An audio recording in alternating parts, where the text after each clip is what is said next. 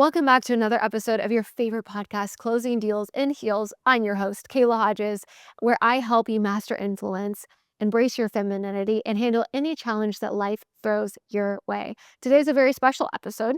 In this podcast, I'm going to show you how to become the seven-figure dream woman, successful saleswoman that literally can have anything that she wants in her life. You are attracting, you are not chasing. You are powerful, grounded, confident. I'm going to show you how to do this in sales and in your personal life. It's so good. So make sure you get out your notebook and take so many notes because this episode, babe, was written just for you.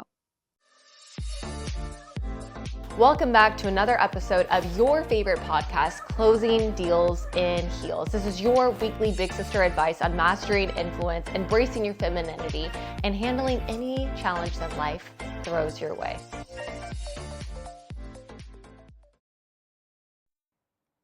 When I think about like a really powerful woman, a very successful woman, and like how would she act and what does she look like and how does she interact with people, I have a completely different vision now than what I had even 5, 6 years ago. I remember one of the most like daunting moments of my life whenever I first started in sales and I was in B2B sales and I would go to these like black tie events and I would feel completely out of place. Okay. There were all of these women there that were extremely successful, dripping in designer, and they were pretty mean. I remember being in a group where these women were all talking, and this girl walks up and talks to us a little bit, and they were nice to her, like kind to her. She walks away, and they started talking about how her skirt is knockoff designer. And you would think something like this would happen like in a Mean Girl show, but it was happening in real life right in front of me. Now, I'm like kind of like laughing with them, and I feel mortified because I'm literally in a Kohl's dress and I know that my, like, tights that I'm wearing have, like, a huge rip in them, but I didn't really have the money to go buy other ones, and so I'm trying to make sure that I, like, stay where my rip doesn't go down my legs and it'll be shown, and my shoes were definitely from, like, Payless or something, and, I felt so out of place, and I knew that they were probably talking about my outfit too. And that was what I thought a woman that had a lot of money would be like, that you had to wear certain clothes, act a certain way, be of a certain caliber and class and education in order to be enough, in order to be worthy. And that simply isn't true. No one that is ever doing better than you would talk poorly about you. And so if anybody is ever speaking poorly or negatively, it's typically because they're broken and sad inside. And I just wanted to reflect this back to you because I know what it's like being in the room where I don't feel like I fit in, being in a room where I felt like I wanted to be successful so bad and I wasn't. I remember going to conferences and being at events where I had barely any money in my bank account and they would sell some offer from stage and I would think like, how in the hell would I ever be able to afford something like that? Or where people were talking and I'm talking to them and I'm trying to make up stuff just to feel like I could fit into the conversation. And all of this trying to be enough. It comes off as like this desperate, needy, wanting to fit in attention. And what I realized over time is that the less that I did that, and yet the still remaining hungry, I could find my flow. So what do I mean by this? When I first got to an event, I would have a notebook and I would sit there and I would try to not leave the event at all and I would write down every single note that I can get. I would try to like scribble down what can I get? What can I get out of this? And I was so hungry to become successful. Whereas years later, I noticed myself at another event and I would barely pay attention to the speaker at all until I hear John Maxwell speak on stage. So I'm at an event in Atlanta and I'm working this event. So I'm not really paying attention. This guy, he's there. I talked to him like, oh, hi, yeah, what was your name? What's like, who are you? Nice to meet you. He's like, oh, my name is John. Like, oh, so nice to meet you. No, we're talking back and forth. And later on, he gets on stage and it's John Maxwell on stage. I'm like, oh my gosh, I can't believe that. I didn't even know who this guy was. I've read all of his books. I didn't know what he looked like. I felt so embarrassed. But it also gave me insight. I was like, wow, what a powerful leader. He didn't need me to know who he was. He just was. and the humility and the leadership and the capability. And he said something there that really changed my life that day. He said that anytime he goes to an event, anytime that somebody else is speaking, he has a notebook and he tries to write down as many things that he possibly can. And he said he also saw these tendencies with other leaders like Tony Robbins. Tony Robbins goes to an event, he's learning from someone, he has a notebook and he's like writing so many notes. And I'm looking at like, why are all these really influential, powerful people that are so smart still willing to take so many notes? And it's because of the one thing that John Maxwell said that day about looking for the little nugget that can change your life. Even if you're listening to this right now, I want you to pay attention to the one little thing that you might not know yet, because it's in those little moments, those little nuggets of wisdom that really have the chance to change the trajectory of your life. And every time that I go to an event now or I'm paying attention to something, I'm writing notes. I'm trying to pay attention to the one thing that I don't know, because that one thing that I don't know really could change so many different things personally, business wise, everything else. So you have to pay attention because really, really smart, educated women are not full of ego.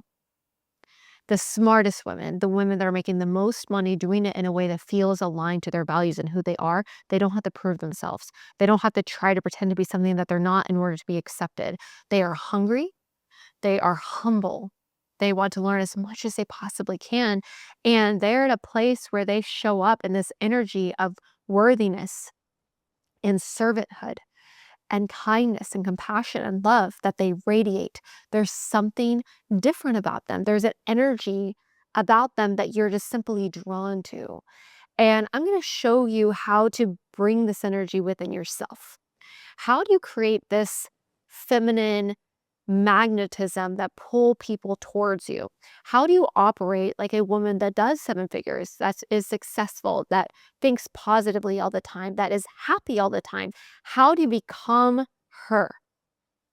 That's what we're going to be talking about today. There's so much truth about you learning how to operate within yourself versus trying too hard. Smart seven-figure women, they work smarter, not harder. They learn how to attract things into their life. They don't have to overwork, overwork, and overwork. Why? Because they're consistently attracting what they want. They're in a place of surrender. They're in a place of receiving. They're in flow. And when I first heard about flow, I didn't really understood what that meant because I was always in this survival masculine mode, trying, putting numbers up on the board, succeeding, doing this, doing that. But it was always about me trying, taking action. And I do think action is required for you to be in flow, but also learning how to trust the process. Let's say that I'm trying to do something. My mindset is very, very powerful when it comes to me succeeding in that thing. If I'm working really hard towards something and I believe that I can't, or I believe that I'm inadequate, or I believe that I'm not good enough, I'm going to self-sabotage my own success. The reason why women can work smarter and not harder is because they trust in their own capabilities. They trust that everything is always working out for the best of them. And if something doesn't work, that means something better is coming, and that means that they're going to succeed later. But they're willing to try because their failure means that they're just getting one step closer to winning. I have my notebook. I hope that's okay because I wrote so many notes about this. Women that are seven-figure women, the top 1% of the 1%, those women, they're committed to transformation. And they're committed to transformation in every single area of their life. What does that mean? What does it mean to be committed to transformation? That means regardless of how messy it is, regardless of what it looks like, I am committed to becoming the absolute best version of myself. Regardless of how uncomfortable it's going to be, I'm committed to that path. I'm committed to becoming the best. Not for anybody else, but simply for me, just because I can. Because why would I ever settle for anything less than who I could become? And this is multiple different areas. This is in my finances, in my body. This is in my ability to have fun. Why would I want to go my whole entire life without fun? My ability to have an incredible, romantic, ecstatic, amazing relationship. My ability to have an amazing relationship with my kid and be an amazing mom. My ability to lead, my ability to be silly, like every single area of my life, my family, my relationship with God, every area I want to be the absolute best at. I want to commit to transforming that area of my life, committing to master it, which is a lot of responsibility. Not everyone is ready to take responsibility to developing every area of their life. However, if you are feeling like there is a calling on your life, if you feel like you're meant for something more, and you feel like you are really trying to become um, like the answer for your family, or you're the person that's going to change everything for your family, it requires massive responsibility for you to become a leader. And becoming a leader means influencing others. And it's very difficult for you to learn how to influence other people if you do not know how to influence and persuade yourself. Which means any vice that you have, anything that's coming up for you, any area where you're not performing and you're not being happy in that area and you feel like it's lacking, you are taking the initiative to make that area feel fulfilled.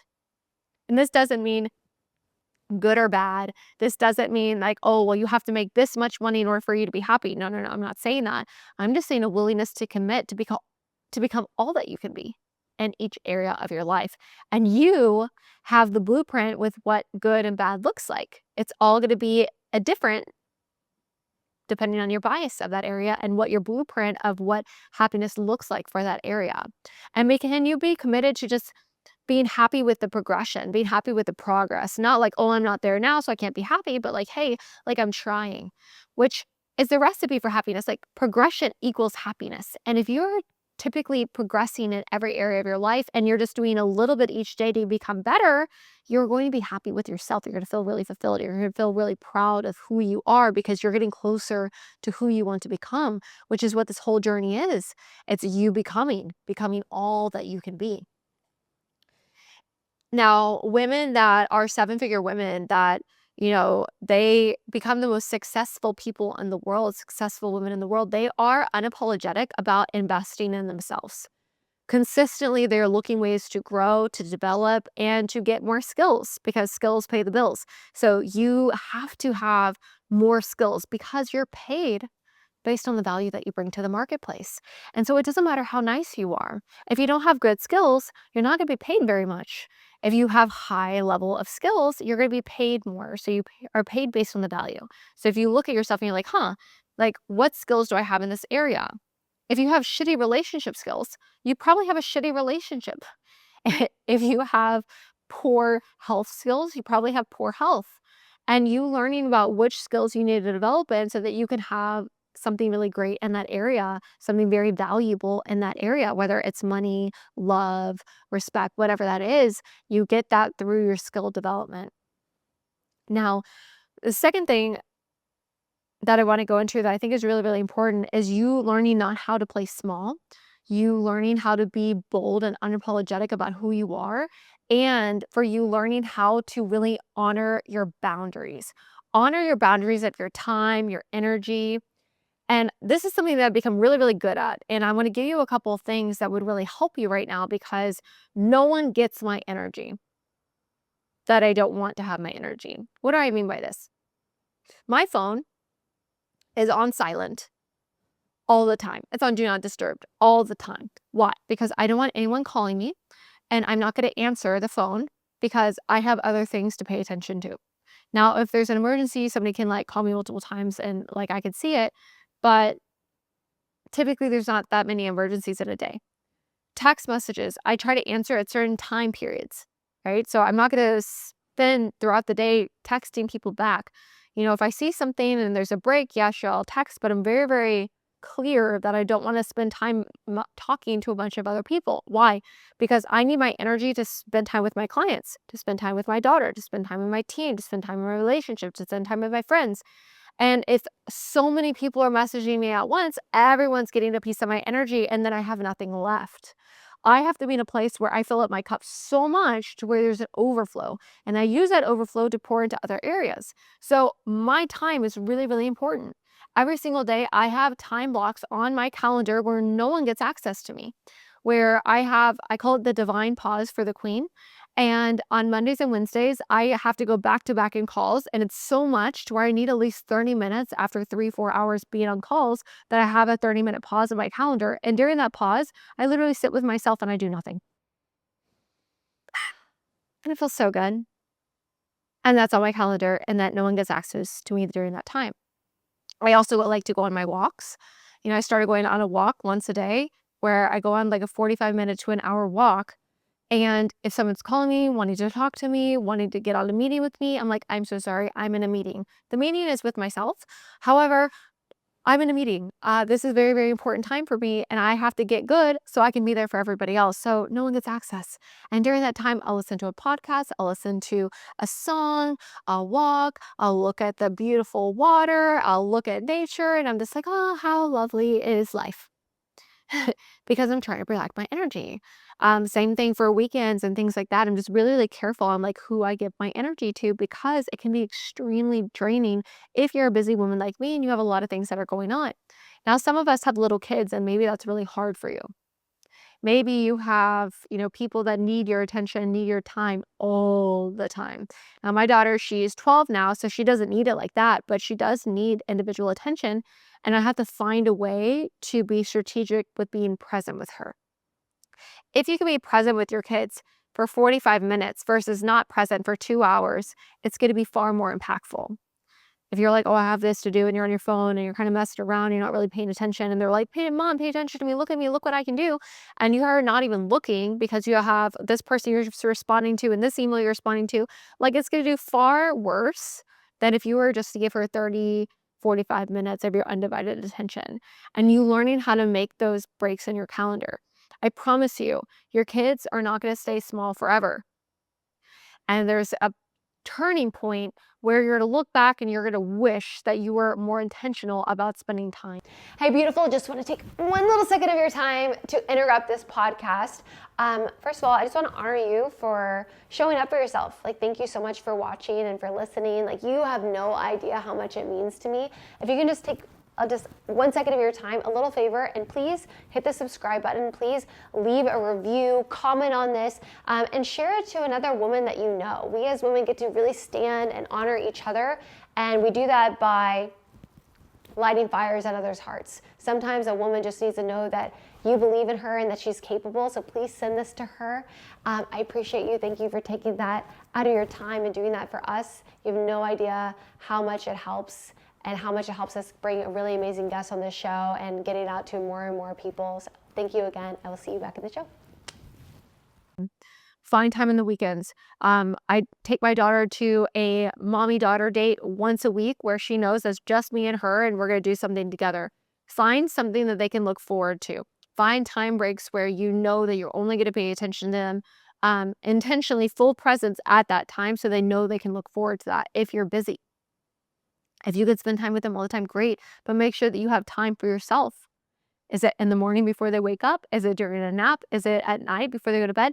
When can you find at least 30 minutes to an hour a day where nothing in this world, no one in this world exists except for you, and pour that energy into you so that you can feel good? Also, women that are making seven figures, they sell from a place of authority and not desperation. Okay. So I'm going to be showing you like how to make sure you're not lowering your status. Sometimes as women, we're like, oh, please do this. Oh, sure. No worries. Or somebody gives you an objection. And you're like, okay, I'll talk to you then. And you stop owning like your authority and you are wanting to people please and you're wanting people to say yes to you. And so you lower your status and you're like, oh, no worries. We don't want to do that. We want to honor our boundaries here too and make sure that we are being authoritative on calls, not in a way that's pushy or manipulative and mean, but in a way to where like you are here standing for somebody to have a breakthrough or a transformation, regardless of what you sell, right? This can be B2B, B2C, door-to-door, B2G, regardless of the industry, with the type of sales that you're in, you are helping somebody get an outcome. And if you really know with 100% certainty that you can get this person this outcome and they're giving you an excuse as to why not to buy, it's your responsibility, babe, to stand for them to have the outcome that they really want. Yes. And I can show you how to do that more, especially in more of our like more advanced trainings, right? To really help this person by asking them really good questions so that they realize that they have to buy from you if they don't do nothing at all. Or if they do nothing at all, there would be major consequences. And if you're wanting to learn how to do that, just DM me on any platform. I'm happy to send you over some trainings that can help you. But my point is that you don't back down when it gets a little scary because women that are making seven figures, they don't back down. when it gets a little scary because they know that they're standing for the outcome of the prospect. And they know that if they back down, right, this prospect is never going to be able to get the outcome that they're looking for. So you getting scared is almost a little selfish of you. Okay. Now there's ways to do this where it's more feminine. There's ways to do this where it's more kind and it's soft. But we're also not backing down when it gets scary. Okay. Now, here's the biggest mindset shift that we can do, right? Number one, I want you to learn how to see money differently. Okay. Scarcity versus abundance. Yes, I want you to look at money as an energetic resource. Scarcity mindset is more like, oh my gosh, there's not enough money. An abundance mindset is like, money is everywhere and I'm going to go find it. It's coming to me. Right. And so if you're consistently having like negative thoughts around money, which trust me, I had so many negative thoughts when it comes to money. And I had to rewire my mind to really believe that money was coming to me and that was possible. One thing that I did was the Tony Robbins affirmation that money comes to me frequently, easily, and abundantly in God's perfect way. Oh, no. That's Billy Alice Brooks, but I did that one too. The one that I like from Tony Robbins was God's wealth is circulating in my life. That one. His wealth flows to me in avalanches of abundance. All my needs, goals, and desires are met instantaneously by infinite intelligence, for I'm one with God, and God is everything. And I would look for that. All my needs,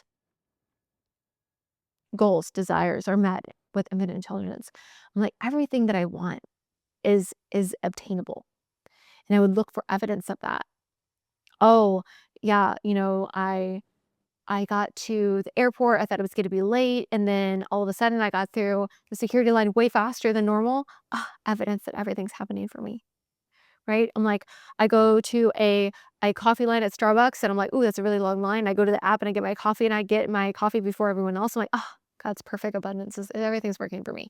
I would look for evidence that would prove to me that everything is working so divinely, right?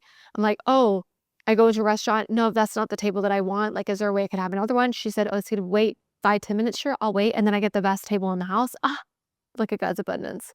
Everything's working for me.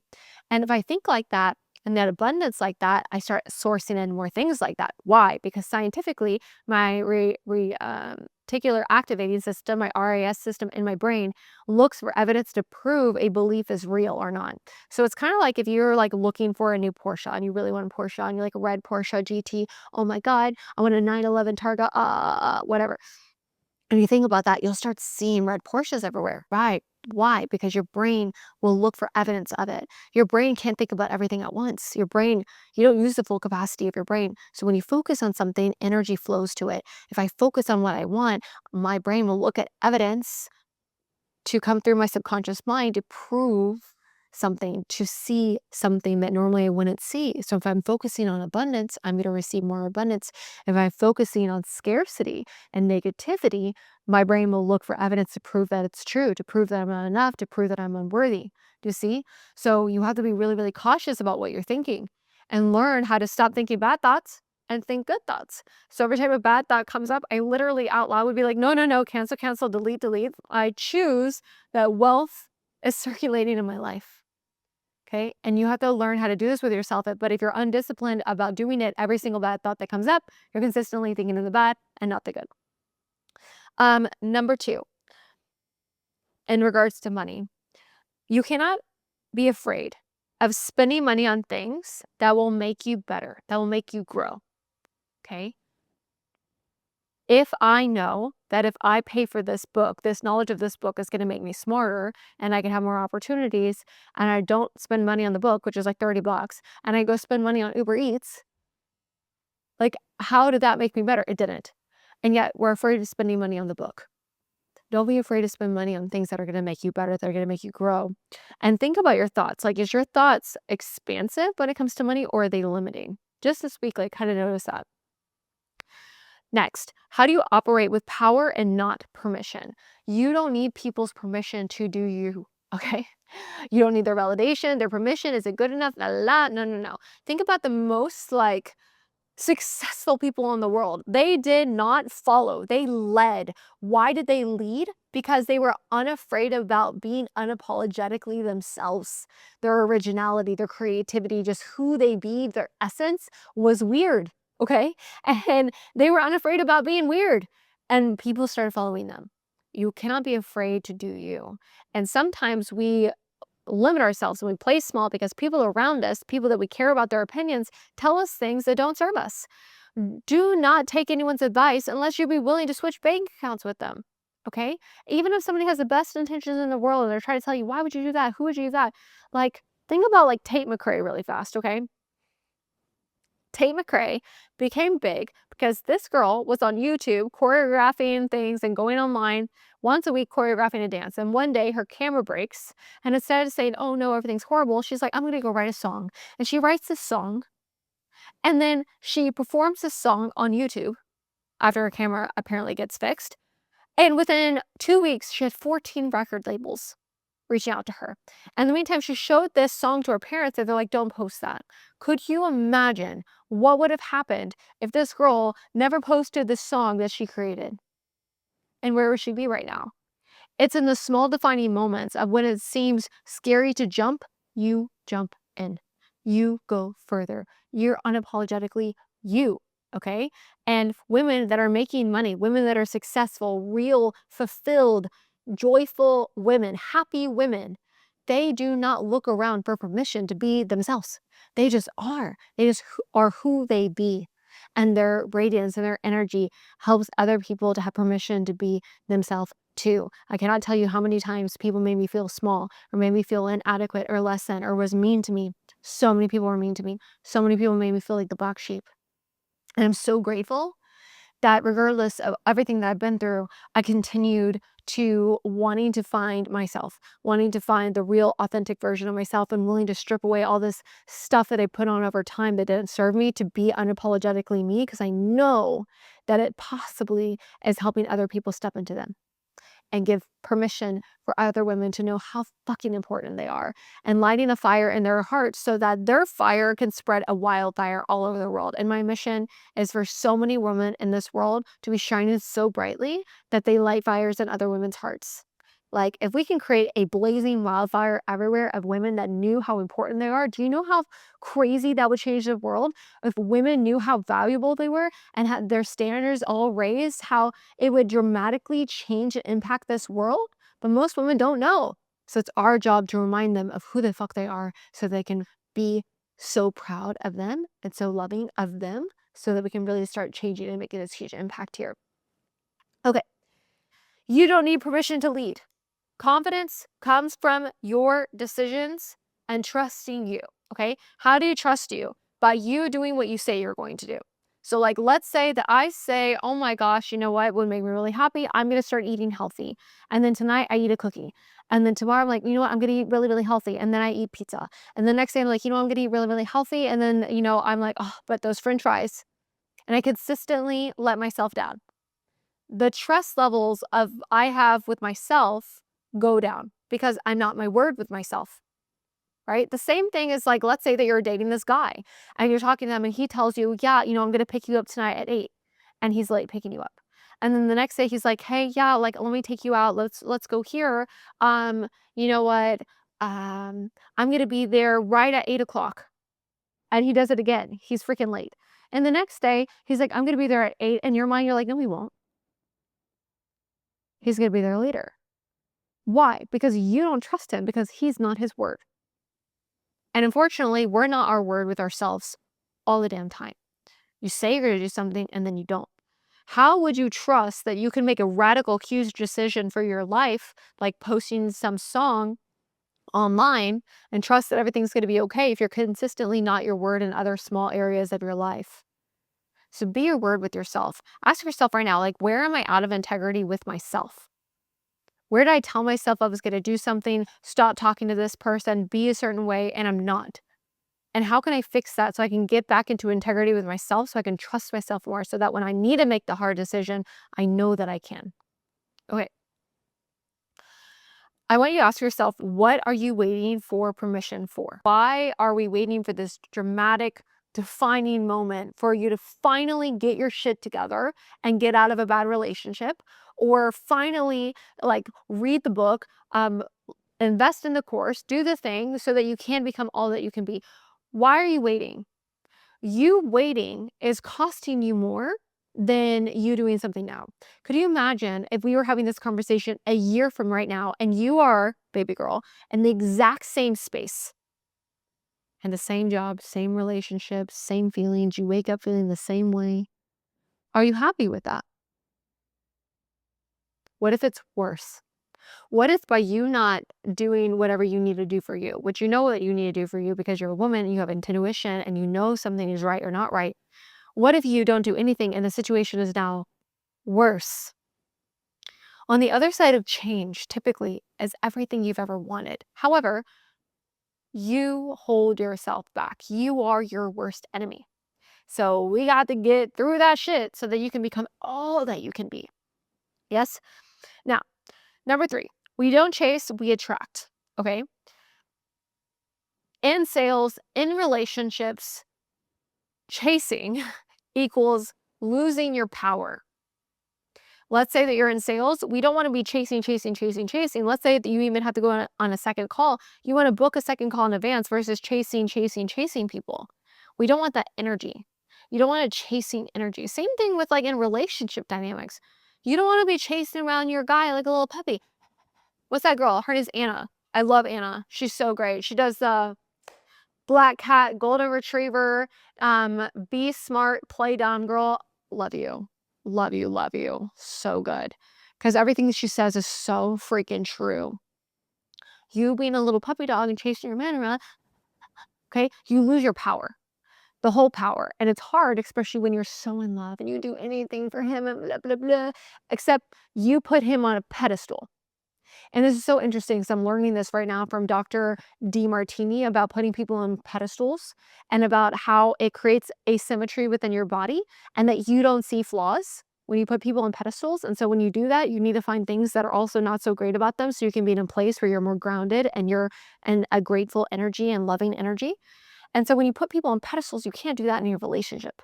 Why? Because you typically lose a part of yourself. If you put somebody on a pedestal, that means you lose a part of yourself because you want to become more like them. And unfortunately, I'm super guilty of this.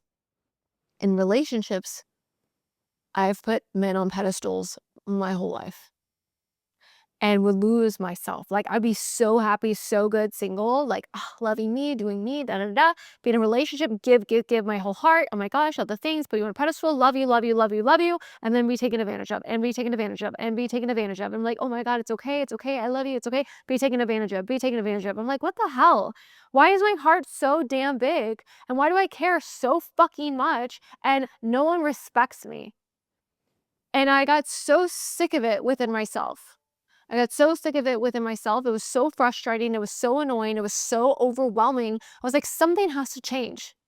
And it's when I switched into putting myself first, honoring myself, loving myself in the deepest way. How can I make myself more happy today than I'd ever been before? How can I honor myself today? I want flowers, then buy myself flowers. I want to feel love today. I'm not getting that. I'm going to give myself love today. Hey, I want a really, really nice note from my man today. I'm not going to ask for one. I'm going to give myself one. I'm going to pour into myself in a way that I've never poured into myself before. I feel so happy and so centered and so grounded that my energy is so magnetic that my man is like, wow, like, I love how happy you are. Oh, what can I do? Like, oh my gosh, like, can I send something for you? Oh, can I do something for you? I just got you a present. I can't wait to give it to you. And I'm like, why? Because the energy shifts. Why? Because you're putting yourself first. Successful, powerful women that love themselves, that are happy, they know how to put themselves first and love themselves, not because they're selfish, but they know that they need to fill their cup up in order to give to other people.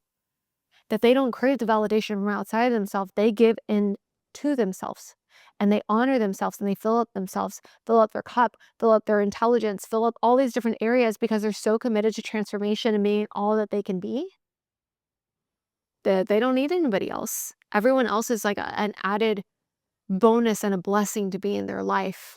But if it wasn't there, that means that something better is coming and they're trusting and surrendering in the process and surrendering that God is going to take care of them.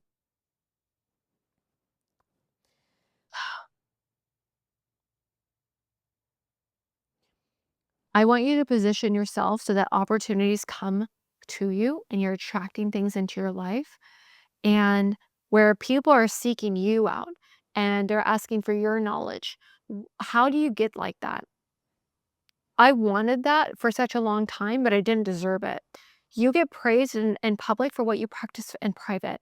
I can't tell you how many hours I spent reading, learning, developing myself. Like I woke up every single morning, 5 o'clock, 4 or 5 o'clock in the morning, reading, learning, developing myself, craving, craving, craving to become all I can be, to learn more than anybody else, to practice more than anybody else, to heal myself. I was so angry with how much healing I needed to do because I felt like it wasn't fair. It wasn't fair that I had all this healing work to do, but even though it wasn't fair, it was still my responsibility to heal it because no one else is going to heal it but me. I'm willing to do the work so that I can become all I can be. And being unapologetic about the standards that you have for your life. You don't have to disvalue yourself in order for other people to feel important. And if you learn how to surround yourself with other people that elevate you, it's going to help transform everything. Energy is everything. Get yourself around rooms and around people and around environments that make you blossom, that make you become all that you can be, and help you see that there's another level. Another way that I was able to grow is I got around other women that literally just like sold their companies for millions and millions of dollars. I'm like, oh shit, there's another level. And it helped inspire me and show me that I get to get around those women now. Before I'm like, hey, let me just get around somebody that's making 20 grand a month, 30 grand a month, and now it's like, oh shit, like you can sell companies and exit and do this and do that and invest in this. I'm like, oh my God, whole nother level, inspiring you, helping you become more, helping you not settle for less that you can be. Now, here's the last things. There's 5 steps here, strategy for you to become this woman. Number 1, confidence, your energy. Your energy needs to radiate. Number 2, you are selling outcomes, not products. Okay. You're not selling the thing, you're selling the outcome of what that thing does. So, number 3, you're a really great problem finder. You're asking really good questions, finding someone's problem to see if you can help them. Number 4, you don't cause objections. Okay. Sales objections are caused by sales reps that don't understand how to be centered, and they cause uncertainty in your prospect's brain. If you're talking too fast all over the place, you're going to cause uncertainty. If you're not asking really good questions, you're going to cause uncertainty. If your energy is weird, you're going to cause uncertainty and you're going to have objections. Okay. Sales objections can be completely avoided if you know how to ask the right questions. If they do come up, you're cool, calm, collected. You know how to overcome them. Okay. Number 5, you know how to follow up. Okay. Following up is key. 30% of all your money should be coming in from follow-up. It's really important. You don't just drop the ball. You continue to have a relationship with people and bring people across the line. And then the very last one, number 6, you are so committed to transformation within yourself. You're committed to heal. You're committed to grow. You're continuing to develop you. And that's really, really important because if you can't influence you, you can't influence anybody else. So I just want to remind you that you're so powerful. You're so worthy of having every single thing that you want in your life, babe. Stop settling for mediocrity. You are meant to be extraordinary. I hope that this really resonated with you. I want you to send this to another woman that you know needs to hear how important she is. Send this episode to her. Please make sure that you subscribe. It helps us so much. I honor you. I will see you in the next episode.